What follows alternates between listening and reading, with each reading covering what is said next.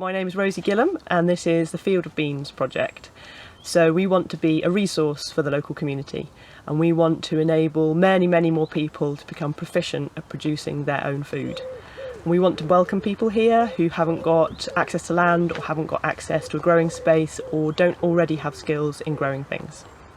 So there's a group of about 8 growers at the moment and we work together. Some of us work really cooperatively and some people dip in and out, so it just depends on what people's preference are. And we don't want time or money to be any barrier to joining the project, so we don't ask for any minimum commitment in terms of those things. We normally do harvest together and we just share out what we have on the day. People put in different amounts of time to the project and they take what they think that they need from the harvest. And we've done some feasting together, so we've made lots of food from what we're growing here and eaten it all together, which was absolutely lovely. And we've also made a load of preserves, so one person makes a big batch and then everybody gets 1 jar of each, which is a really good way of doing it. So this land is an acre, almost exactly, and a really nice acre, south facing, sheltered, plenty of water. And this year we've transferred 300 square metres of it into productive land, which as a comparison is just larger than your standard allotment, which is 250 square metres. And that was always intended to provide the vegetable needs of a family. So as a comparison, what we've done this year can provide probably the vegetable needs of a family. And next year and the year afterwards we're going to convert more of the land into vegetable production, but only up to about 1,000 square metres, so maybe 4 families could get exactly what they need in terms of vegetables from the space. And we'd like to leave the rest of it to be a wildflower meadow, so we'll manage it as a species rich grassland and wildflower meadow. And we'd also like to put in a pond for wildlife, and we're going to be managing the hedgerows and adding diversity to them as well. So we work together quite collaboratively, a lot of us, and we organise ourselves. We just have we use a messenger app called Signal, where we have a chat and decide what we'd like to do. So kind of for the ongoing running of it, we just chatter on the internet. But we also do have like sit-down meetings together. So we had one at the beginning of the year to decide what we wanted to grow and set up who was going to be providing seed or pots or whatever, and how we'd organise ourselves for the next couple of months. So the project is not about us just feeding ourselves, although the food that we've been producing is a wonderful byproduct of all the fun we've had here.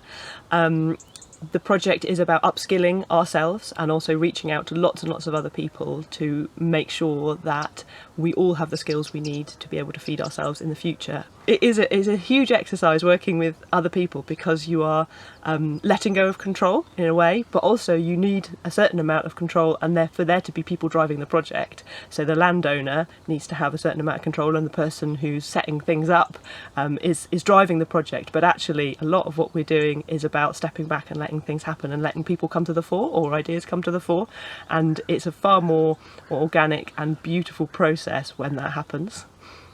So at the start of the project, all of us who were going to be growing things here sat down and had a chat about what kind of attitudes and rules, for example, we'd like to have here. So we have a lot of very basic stuff like where we can park and where kids can roam and where they can't. And then we also have a lot of stuff in an agreement between us, which is to do with the principles that we work by. So for example, we are working in a regenerative way. We hope to leave the land in a better state than when we came here. We're working to the organic principles of fairness, so fairness to each other and to the land and to nature, and looking after the ecology here. So there's a whole lot of stuff in that agreement which we all would like to stand by, and it lets us know what we can do and what we can't do without extra permission or without discussing it. Funani Community Resilience holds the agreement with the landowner, and both sides are really happy with what's in there at the moment. However, in order to get various types of funding, you really need a formal lease registered at land registry. So we'll be working on that with the landowner, getting together a lease and then registering it. It's about feeding ourselves, feeding our souls and feeding each other, being more connected with the people around us and growing together.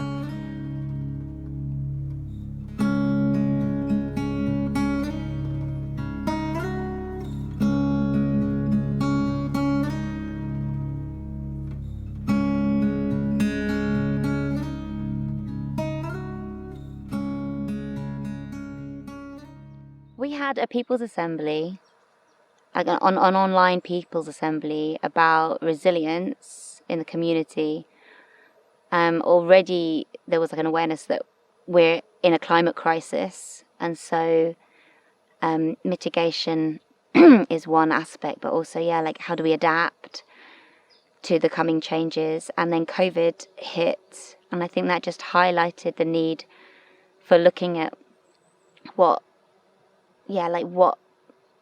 is resilience, and what do we feel we need as a community to feel resilient. So in that People's Assembly, a big thing that came up was like food sovereignty, food production, self-dependence as a community, relationship with the land, and there was a strong push, not just really locally, but like in the area of West Wales, there was a strong enthusiasm for like community-supported agriculture and more community-based growing. So that was one of the answers. Well, that was one of the solutions that came forward from the People's Assembly, and then that got taken up and continued. And so there was like a survey put out, who might be up for being part of that group, who might have land to offer, and I was really keen to offer my land for that. Yeah. And I think there were a few site visits. They went to a few different places, but we settled on this being a good place to start something.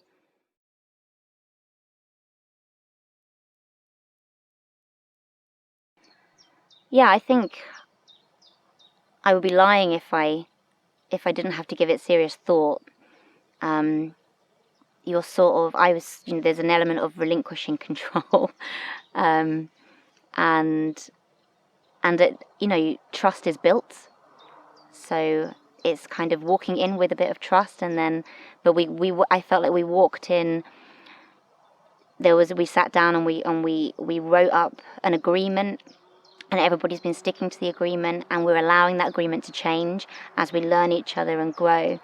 So that's been really, really useful with that sort of, I guess the fear of walking into the unknown and relinquishing some control. It feels at the moment like it's going really well.